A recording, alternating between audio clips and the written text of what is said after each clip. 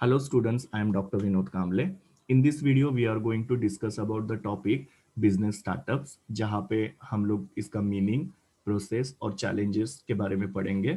सबसे पहले हम लोग देखते हैं कि बिजनेस स्टार्टअप्स क्या होता है।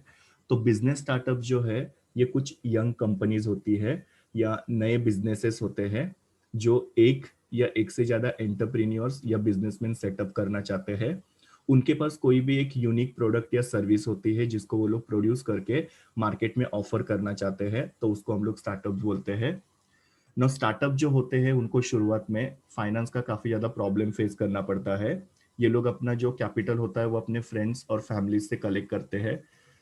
तो इनका ये जो फाइनेंस का प्रॉब्लम है उसको सॉल्व करने के लिए उन लोगों को जो भी फाइनेंस प्रोवाइडर्स होते हैं उनको कन्विंस करना पड़ता है। उनको अपना पूरा बिजनेस प्लान जो होता है वो समझाना पड़ता है और किस तरीके से वो बिजनेस प्लान को एग्जीक्यूट करेंगे और किस तरीके से उनका बिजनेस प्लान इफेक्टिव है जिससे वो मैक्सिमम प्रॉफिट कमा सकते हैं। ये फाइनेंसर को उनको कन्विंस करना पड़ता है, तब जाके फाइनेंसर जो होते हैं वो इनको फाइनेंस प्रोवाइड करते हैं ना। बहुत सारे ऐसे स्टार्टअप्स हो सकते हैं जो फेल हो सकते हैं, बट अगर हम लोग देखेंगे तो काफी सारे ऐसे भी स्टार्टअप्स हैं जो काफी ज्यादा सक्सेसफुल हो चुके हैं। जिसमें सबसे पहले है माइक्रोसॉफ्ट, जो बिल गेट्स इन्होंने सेटअप किया था। दूसरा है फोर्ड मोटर्स, जो हेनरी फोर्ड इन्होंने सेटअप किया था। और तीसरा है मैकडोनल्ड, जो रे क्रोक इन्होंने सेटअप किया था। ये कुछ एग्जांपल्स है जो ऐसे स्टार्टअप्स है जो काफी ज्यादा सक्सेसफुल हो चुके हैं। अभी हम लोग देखते हैं कि अगर हम लोग को स्टार्टअप्स शुरू करने हैं तो उसमें क्या क्या स्टेप्स या प्रोसेस इन्वॉल्व होता है। सबसे पहले जो बिजनेसमैन है उसको बिजनेस की आइडिया जनरेट करनी पड़ती है ना। बिजनेस की आइडिया जनरेट करना मतलब क्या कि हम लोग को कौन सा प्रोडक्ट या सर्विस जो है वो हम लोग बना के बेच सकते हैं, हमारे टारगेट ऑडियंस कौन होते हैं और हमारे प्रोडक्ट के अंदर क्या यूनिक है, वो यहाँ पे उनको डिसाइड करना पड़ता है। दूसरी चीज, बिजनेसमैन को कस्टमर सेगमेंटेशन करना पड़ता है। कस्टमर सेगमेंटेशन मतलब क्या होता है कि कस्टमर्स को डिवाइड करना होता है। अभी कस्टमर्स को अलग अलग बेसिस पे डिवाइड किया जा सकता है, जैसे डेमोग्राफिक्स है जिसमें एज, जेंडर, इनकम, एजुकेशन, इसके हिसाब से कस्टमर्स को डिवाइड किया जा सकता है। साइकोग्राफिक का मतलब क्या होता है कि यहाँ पे कस्टमर्स को एटीट्यूड और परसेप्शन के बेसिस पे डिवाइड किया जा सकता है। और जियोग्राफिक का मतलब क्या होता है, अर्बन और रूरल, या फिर वो कौन से कंट्रीज से बिलोंग करते हैं उस बेसिस पे कस्टमर्स को यहाँ पे डिवाइड किया जाता है। नो, कस्टमर्स को डिवाइड करने के पीछे का पर्पस ये होता है कि यहाँ पे जो बिजनेसमैन है वो जानना चाहते हैं कि कस्टमर्स के लाइक्स और डिसलाइक्स क्या है। उनको जो हम लोग प्रोडक्ट बेचेंगे वो क्या प्राइस में बेचेंगे, किस तरीके से हम लोग प्रमोशन करेंगे ताकि हम लोग कस्टमर्स को अट्रैक्ट कर पाए, और किस तरीके से हम लोग हमारा डिस्ट्रीब्यूशन चैनल जो है वो डिजाइन कर पाए। तो ये सारे डिसीजन लेने के लिए कस्टमर्स को डिवाइड करना बहुत जरूरी होता है।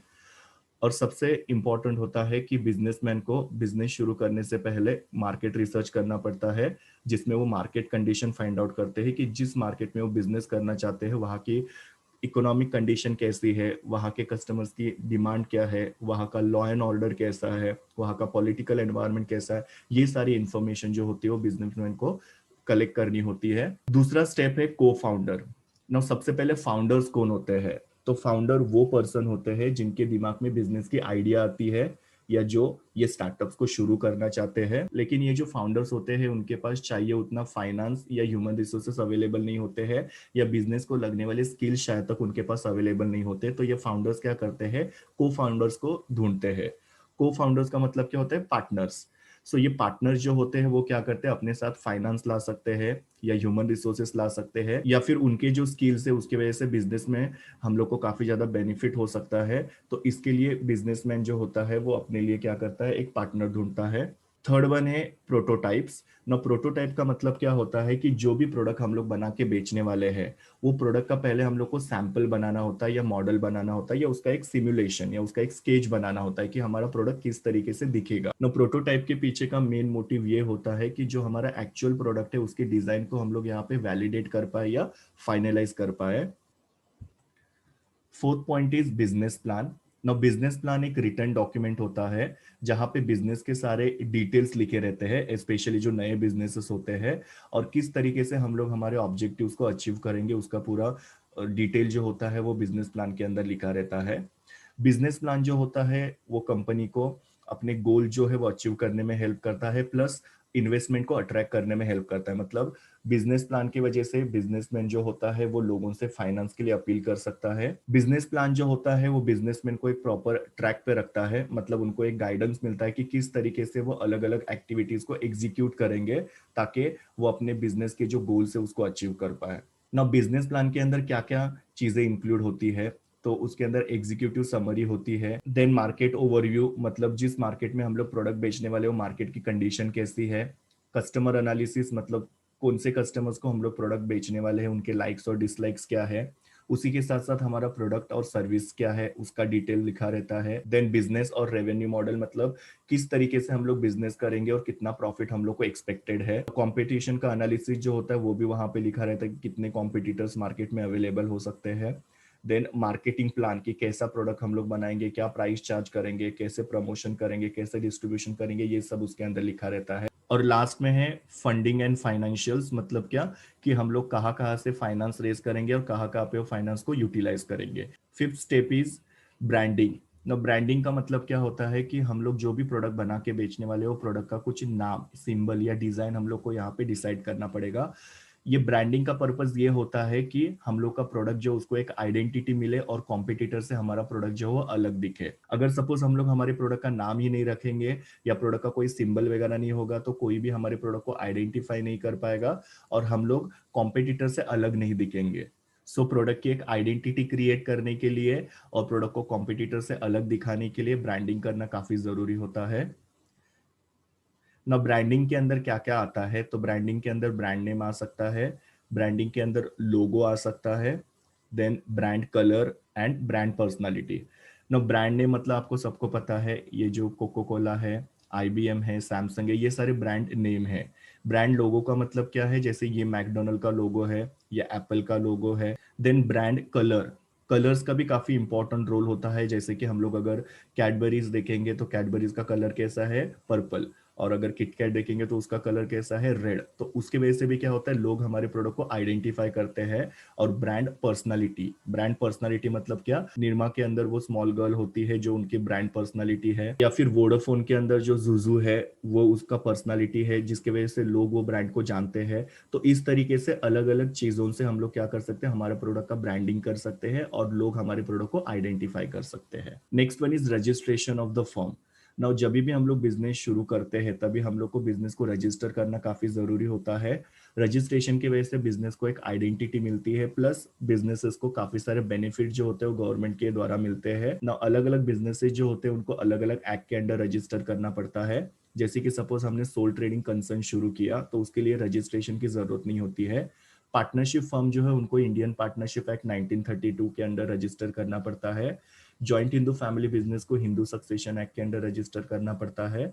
जॉइंट स्टॉक कंपनी को इंडियन कंपनी एक्ट 2013 और कोऑपरेटिव सोसाइटी को कोऑपरेटिव सोसाइटी एक्ट के अंडर रजिस्टर करना पड़ता है। Next step is capital raising. Now capital जो होता है वो बिजनेस का ब्लड होता है और बिजनेसमैन को अलग अलग सोर्सेज से अपना कैपिटल जो होता है वो रेज करना पड़ता है।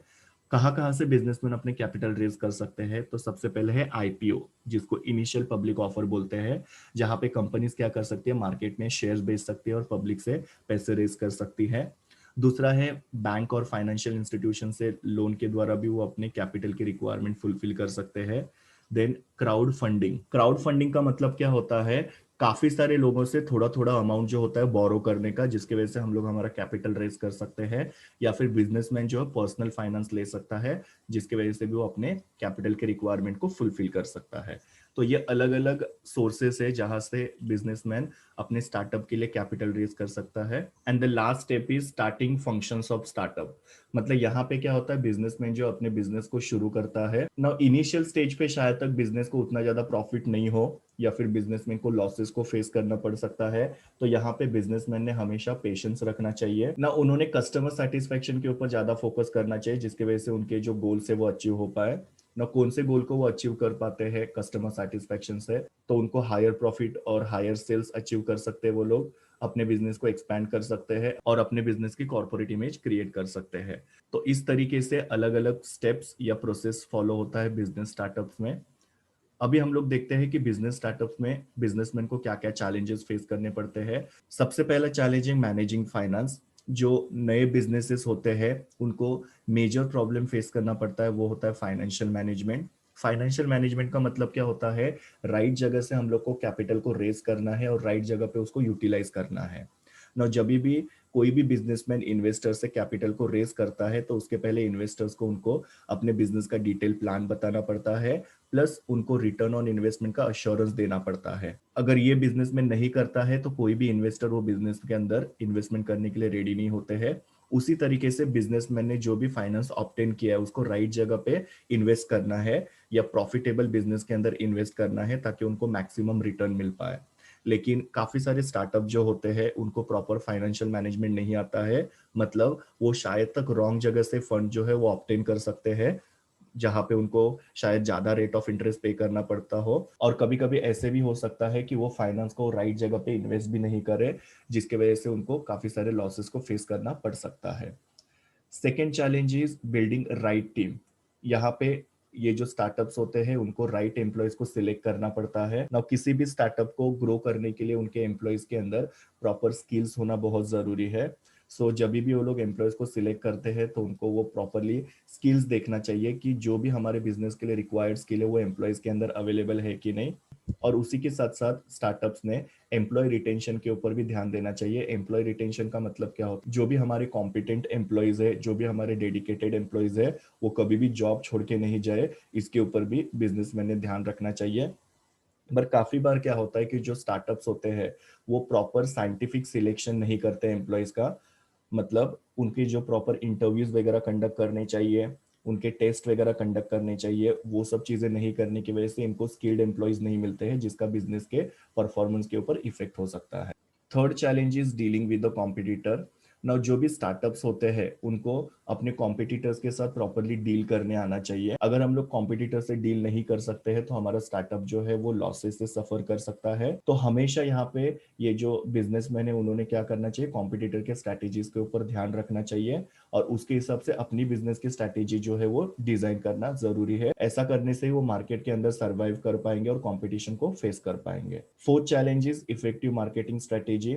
नाउ इफेक्टिव मार्केटिंग स्ट्रैटेजी क्या हो सकती है, तो यहाँ पे बिजनेसमैन को क्वालिटी प्रोडक्ट डिजाइन करना होता है, उनको रीजनेबल प्राइस चार्ज करना होता है, देन इफेक्टिव प्रमोशन करना होता है और वो गुड जो है उसको प्रॉपरली कस्टमर्स तक डिस्ट्रीब्यूट भी करना होता है। बट कुछ स्टार्टअप जो है वो इफेक्टिव मार्केटिंग नहीं करते हैं, मतलब वो शायद तक कस्टमर को पुअर क्वालिटी के प्रोडक्ट ऑफर करते हैं, उनके प्रोडक्ट की प्राइस काफी ज्यादा हाई है, उनके प्रमोशंस इतने इफेक्टिव नहीं है या उनका चैनल ऑफ डिस्ट्रीब्यूशन जो इतना ज्यादा स्ट्रांग नहीं है, तो इसकी वजह से क्या होता है, कस्टमर जो होते हैं वो डिससेटिस्फाइड होते हैं। Fifth challenge is lack of proper planning. ना प्लानिंग जो होता है वो हमारे प्री डिटरमाइंड गोल को अचीव करने में हेल्प करता है, मतलब जो भी गोल्स हमने बिजनेस के डिसाइड किए हैं उनको हम लोग प्लानिंग के थ्रू अचीव कर सकते हैं। लेकिन काफी सारे जो स्टार्टअप्स होते हैं वो प्रॉपर प्लानिंग नहीं करते हैं और प्रॉपर प्लानिंग नहीं करने की वजह से उनको रिस्क को फेस करना पड़ता है। तो कहाँ से फाइनेंस रेज करना है, कौन सा प्रोडक्ट बना के बेचना है, हमारे टारगेट कस्टमर्स कौन होंगे, हमारे कॉम्पिटिटर्स कौन है, ये सब चीजों को प्रॉपर एडवांस में प्लान करना पड़ता है। अगर ये लोग प्रॉपर प्लानिंग करेंगे तो इनके सारे जो रिस्क होते हैं बिजनेस के वो मिनिमाइज हो सकते हैं और वो बिजनेस में ग्रो कर सकते हैं। पर काफी बार ये लोग प्रॉपर प्लानिंग नहीं करते हैं जिसकी वजह से इनकी बिजनेस की रिस्क जो होती है वो बढ़ती है और इन लोग को लॉसेस को फेस करना पड़ता है। Six challenge is managing time. मतलब एंटरप्रेन्योर जो होते हैं उनको बिल्कुल भी टाइम वेस्ट नहीं करना चाहिए, हर एक एक्टिविटी के लिए उन लोगों को टाइम मैनेजमेंट करना चाहिए, उनको राइट टाइम पे राइट डिसीजन लेने आना चाहिए, हर एक एक्टिविटी को उनको प्रायोरिटाइज करने आना चाहिए। प्रायोरिटाइज करना मतलब क्या होता है कि कौन सी इंपॉर्टेंट एक्टिविटीज है और कौन सी लेस इंपॉर्टेंट एक्टिविटीज है वो उनको आइडेंटिफाई करने आना चाहिए और इंपॉर्टेंट एक्टिविटीज को उनको पहले हैंडल करना चाहिए और जो लेस इंपॉर्टेंट एक्टिविटीज है उसको उनको बाद में हैंडल करना चाहिए।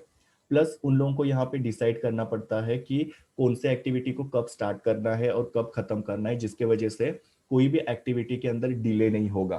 काफी बार क्या होता है कि ये जो स्टार्टअप्स होते हैं वो लोग प्रॉपर टाइम मैनेजमेंट नहीं करते हैं, टाइम मैनेजमेंट नहीं करने की वजह से इनकी एक्टिविटीज डिले होती है, मतलब ये लोग राइट प्रोडक्ट को राइट कस्टमर तक नहीं पहुंचा पाते हैं, जिसकी वजह से बिजनेस का परफॉर्मेंस जो होता है वो अफेक्ट हो सकता है। And the last one is winning customer trust. Now आजकल के कंपटीशन के वर्ल्ड में कस्टमर ट्रस्ट जो होता है उसको विन करना काफी डिफिकल्ट या चैलेंजिंग टास्क हो सकता है। जब कस्टमर सेटिस्फाइड होते हैं, कस्टमर लॉयल होते हैं, तो उसकी वजह से स्टार्टअप जो होते हैं वो ग्रो कर सकते हैं।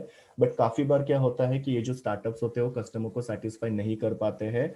उसके रीजन क्या हो सकते हैं, तो उनके प्रोडक्ट की क्वालिटी जो है काफी पुअर है, वो लोग काफी ज्यादा हायर प्राइस चार्ज करते हैं, उनके प्रमोशंस इतने इफेक्टिव नहीं है, या उनका चैनल ऑफ डिस्ट्रीब्यूशन जो है वो इतना ज्यादा स्ट्रांग नहीं है, जिसकी वजह से कस्टमर जो है वो डिससेटिस्फाइड होते हैं।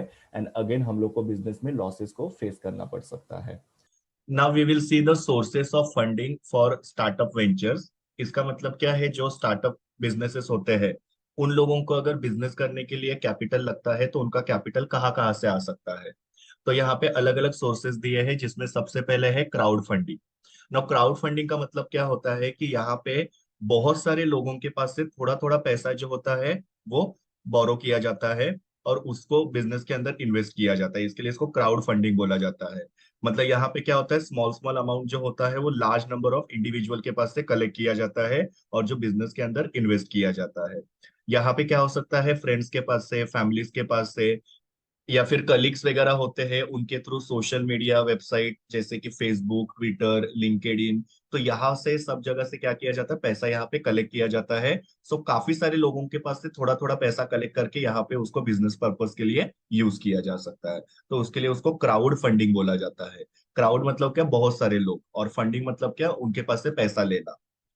Then second one is venture capital.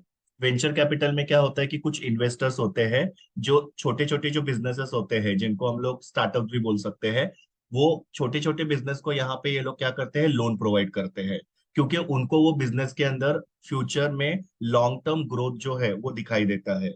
सो उनको पता होता है कि ये बिजनेस जो है आगे जाके बढ़ने वाला है, और इसके वजह से उनको ये कैपिटल जो होता है इन्वेस्टर्स देते हैं, तो उसको वेंचर कैपिटल बोला जाता है। सो बेसिकली वेंचर कैपिटल जो होता है रिस्की कैपिटल होता है, बिकॉज नए बिजनेस को यहाँ पे कैपिटल दिया जा रहा है, लेकिन वो बिजनेस में पोटेंशियल है, इसकी वजह से वो कैपिटल जो होता है यहाँ पे उनको दिया जाता है। Then next one is angel investors. ना एंजल इन्वेस्टर्स का मतलब क्या होता है कि कुछ रिटायर्ड एंटरप्रेन्योर होते हैं या कुछ एग्जीक्यूटिव्स होते हैं, मतलब वो लोग का अभी रिटायरमेंट हो चुका है, पहले वो शायद तक बिजनेस में था या जॉब में थे, अभी वो लोग रिटायर्ड हो चुके हैं, लेकिन उनको क्या करना है कि बिजनेस वर्ल्ड में क्या क्या डेवलपमेंट चल रहा है उसके साथ टच में रहना है, या फिर जो यंग जनरेशन है जिनको बिजनेस करना है तो उनको मेंटोरिंग करना है, या फिर ऐसे हो सकता है कि उनको अपना जो एक्सपीरियंस, इतने साल उन्होंने जो बिजनेस में काम किया हुआ है या फिर किसी कंपनी में काम किया हुआ है, तो वो एक्सपीरियंस को उनको अभी यूज करना है। या फिर कभी कभी क्या होता है कि उन लोगों को यहाँ पे फुल टाइम काम नहीं करना है, लेकिन थोड़ा बहुत अपना नेटवर्किंग वगैरह जो मेंटेन रखना है। तो ऐसे कुछ लोग होते हैं जो रिटायरमेंट के बाद में क्या करते हैं, बिजनेस के अंदर फाइनेंस जो होता है प्रोवाइड करते हैं, तो उनको एंजल इन्वेस्टर बोला जाता है। सो बिकॉज उनको थोड़ा सा बिजनेस के साथ टच में रहना है, उनको यंग बिजनेसमैन को हेल्पिंग करना है या उनको मेंटोरिंग करना है, उनका एक्सपीरियंस उनको यूज करना है, इसके वजह से ये क्या कर रहे हैं, जो स्टार्टअप्स होते हैं उनको यहाँ पे फाइनेंस प्रोवाइड करते हैं। तो यहाँ पे ये लोग क्या करते हैं, जो नए नए बिजनेसेस होते हैं उनको फाइनेंस प्रोवाइड करते हैं, प्लस अगर उन लोगों को कोई एडवाइस वगैरह चाहिए बिजनेस को मैनेज करने के लिए, या कोई इंपॉर्टेंट कॉन्टैक्ट्स वगैरह चाहिए, तो वो भी यहाँ पे एंजल इन्वेस्टर्स के द्वारा जो स्टार्टअप्स होते हैं उनको प्रोवाइड किए जाते हैं। Next one is peer to peer lending. Now peer to peer lending मतलब क्या होता है, जैसे कि एक फ्रेंड अपने दूसरे फ्रेंड को यहाँ पे क्या कर रहा है, बिजनेस करने के लिए उधार में पैसा दे रहा है, तो उसको हम लोग पीयर टू पीयर लेंडिंग बोल सकते हैं। अभी पीयर टू पीयर लेंडिंग में फायदा क्या होता है कि सपोज एक फ्रेंड है जिसके पास पैसा है और दूसरा फ्रेंड है जिसको बिजनेस करना है और उसको पैसे की जरूरत है। सो वो जो फ्रेंड जिसके पास पैसा है वो अगर एफडी करेगा या फिर कहीं पे रिकरिंग डिपॉजिट में पैसा रखेगा, पीपीएफ में पैसा रखेगा, तो उसको इतना अच्छा रिटर्न नहीं मिलने वाला है। तो वो क्या सोचता है कि मैं मेरे फ्रेंड के बिजनेस में पैसा इन्वेस्ट करता हूँ तो मुझे वहां पे अच्छा खासा ब्याज मिल सकता है। और जो पैसे बोरो कर रहा है, मतलब जो बिजनेस शुरू कर रहा है जिसको पैसे की जरूरत है, उसको क्या फायदा होता है कि अगर वो दूसरे किसी बैंक के पास जाता और लोन लेता तो शायद तक उसको वहां पे ज्यादा रेट ऑफ इंटरेस्ट पे करना पड़ सकता था। सो यहाँ पे दोनों को भी फायदा हो रहा है कि एक फ्रेंड है जिसके पास पैसा है तो वो इन्वेस्टमेंट कर सकता है और अच्छा खासा उसमें से इंटरेस्ट कमा सकता है। दूसरा फ्रेंड है जो क्या कर सकता है, बैंक के पास जाने के जगह पे यहाँ पे अपने फ्रेंड के पास से ही लोन ले रहा है, तो उसको शायद तक कम रेट ऑफ इंटरेस्ट में यहाँ पे लोन जो है वो मिल सकता है। लेकिन इसका डिसएडवांटेज भी हो सकता है कि सपोज यहाँ पे फ्रेंड ने बिजनेस करने के लिए पैसे तो ले लिए, लेकिन काफी बार वो डिफॉल्ट भी कर सकते हैं, मतलब पैसा जो है वापस करने में थोड़ा टाइम लगा सकते हैं, या फिर कभी कभी पैसा वापस भी नहीं कर सकते हैं।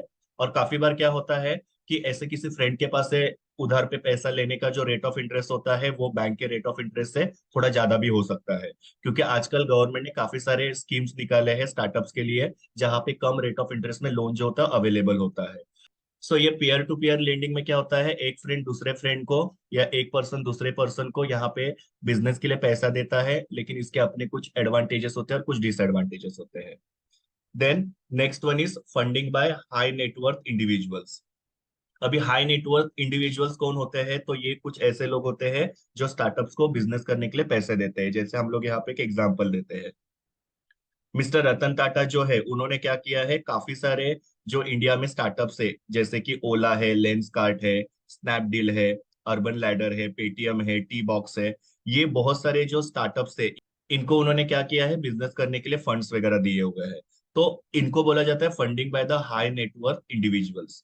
सो यहाँ पे मिस्टर रतन टाटा क्या हो जाते हैं, हाई नेटवर्थ इंडिविजुअल, जो क्या कर रहे हैं, जो स्टार्टअप वेंचर से उनको सपोर्ट कर रहे हैं, उनको वो लोग क्या कर रहे हैं, फंड्स देके हेल्प करते हैं और उनका बिजनेस शुरू करने में उनको हेल्प करते हैं। तो इस तरीके से आप लोग यहाँ पे मिस्टर रतन टाटा का एग्जांपल दे सकते हो कि Ola, Lenskart, Snapdeal, Urban Ladder, Paytm, ये सबको रतन टाटा जी जो है उन्होंने फाइनेंस दिया हुआ है। Then next one is funding by foreign firms. अभी बहुत सारे फॉरेन फर्म्स है जैसे सॉफ्ट बैंक वगैरह है, या फिर बहुत सारे जापानीज बैंक्स वगैरह जो है वो क्या कर रहे हैं, इंडियन फर्म्स को फाइनेंस वगैरह प्रोवाइड करते हैं बिजनेस करने के लिए। सो यहाँ पे स्टार्टअप्स को फॉरेन फर्म के पास से भी फंडिंग मिल सकता है बिजनेस करने के लिए। Then funding by the public sector bank. अभी पब्लिक सेक्टर बैंक मतलब जैसे स्टेट बैंक ऑफ इंडिया हो सकता है, बैंक ऑफ बड़ौदा वगैरह हो सकता है, देना बैंक हो सकता है, ये सारे पब्लिक सेक्टर बैंक्स है। ये बैंक क्या करती है, जो भी स्टार्टअप्स वगैरह होते हैं उन लोगों को बिजनेस करने के लिए लोन देते हैं, जहाँ पे अलग अलग रीजन के लिए लोन दे सकते हैं, जैसे वर्किंग कैपिटल लोन दे सकते हैं। वर्किंग कैपिटल लोन मतलब क्या होता है, जो डेली ऑपरेशंस होते हैं उनको मैनेज करने के लिए यहाँ पे ये लोन दिया जाता है। देन थर्ड वाला यहाँ पे पब्लिक सेक्टर लोन दे सकते हैं, जिसको टर्म लोन बोलते हैं। तो टर्म लोन जो होता है वो 1 साल से लेकर 10 साल के लिए, जैसे फिक्स असेट वगैरह परचेस करना है तो उसके लिए यहाँ पे टर्म लोन देते हैं। सो पब्लिक सेक्टर बैंक जो है वो वर्किंग कैपिटल लोन जो शॉर्ट टर्म के लिए होता है, डेली जो एक्सपेंसेस होते हैं उसके लिए वो पे किया जाता है। देन टर्म लोन जो होता है वो लॉन्ग टर्म के लिए होता है, जैसे फिक्स असेट वगैरह परचेस करना है। और कॉर्पोरेट टर्म लोन जो होता है वो यहाँ पे नया स्टार्टअप स्टार्ट करने के लिए या फिर जो एग्जिस्टिंग बिजनेस है उसको ग्रो करने के लिए पे किया जाता है। Then traditional funding from the private sources. Private sources मतलब एज यूजुअल यहाँ पे फ्रेंड के पास से, रिलेटिव्स के पास से या किसी के पास से बिजनेस जो होता है वो करने के लिए पैसा लिया जाता है, तो उसको traditional funding from private sources बोला जाता है। प्राइवेट सोर्सेस मतलब क्या होता है, हमारा कोई फ्रेंड है, हमारा कोई रिलेटिव है, या फिर हमारे खुद के जो प्राइवेट सेविंग्स है उसमें से हम लोग यहाँ पे क्या कर रहे हैं, पैसा बिजनेस के लिए यूज कर रहे हैं। Then government funding under startup initiative. अभी 2014 में गवर्नमेंट ने स्टार्टअप इनिशिएटिव स्टार्ट किया है, जहां पे गवर्नमेंट ऑफ इंडिया जो होता है वो स्टार्टअप को कॉर्पस फंड के थ्रू 10,000 करोड़ तक का यहाँ पे फंड देते हैं। और ऐसे बहुत सारे स्कीम्स है जो स्टार्टअप्स के लिए गवर्नमेंट ने जो रिसेंटली वो स्टार्ट किए हैं, उसके बारे में इंटरनेट के ऊपर आप लोगों को इन्फॉर्मेशन मिल सकती है। सो ये गवर्नमेंट के जो स्कीम्स होते हैं उसके थ्रू भी यहाँ पे स्टार्टअप को लोन वगैरह जो होता है बिजनेस के लिए प्रोवाइड किया जाता है। And the last one is funding by financial institutions. अभी कुछ ऐसे फाइनेंशियल इंस्टीट्यूशंस होते हैं जो स्टार्टअप्स को या किसी भी बिजनेस जो होते हैं उन लोगों को बिजनेस करने के लिए, बिजनेस को एक्सपांड करने के लिए फाइनेंस प्रोवाइड करते हैं। तो कौन से फाइनेंशियल इंस्टीट्यूशंस है, तो small industrial development bank of India जिसको सिडबी बोला जाता है, SIDBI। दूसरा है नाबार्ड। नाबार्ड मतलब national bank for agriculture and rural development. फिर बाद में नॉन बैंकिंग फाइनेंशियल कंपनीज होती है जो भी फंडिंग्स वगैरह प्रोवाइड करती है, और कमर्शियल बैंक्स होती है। सो ये सब लोग क्या करते हैं, इनको फाइनेंशियल इंस्टीट्यूशन बोला जाता है, और ये लोग जो भी नए बिजनेसेस होते हैं या इवन जो दूसरे बिजनेसेस होते हैं उन लोगों को भी यहाँ पे ये लोग बिजनेस करने के लिए फाइनेंस प्रोवाइड करते हैं। तो इस तरीके से हम लोग ने यहाँ पे अलग अलग सोर्सेज देखे जहां से स्टार्टअप वेंचर जो है उन लोगों को बिजनेस करने के लिए फाइनेंस मिल सकता है। So thank you students, we will meet in the next video.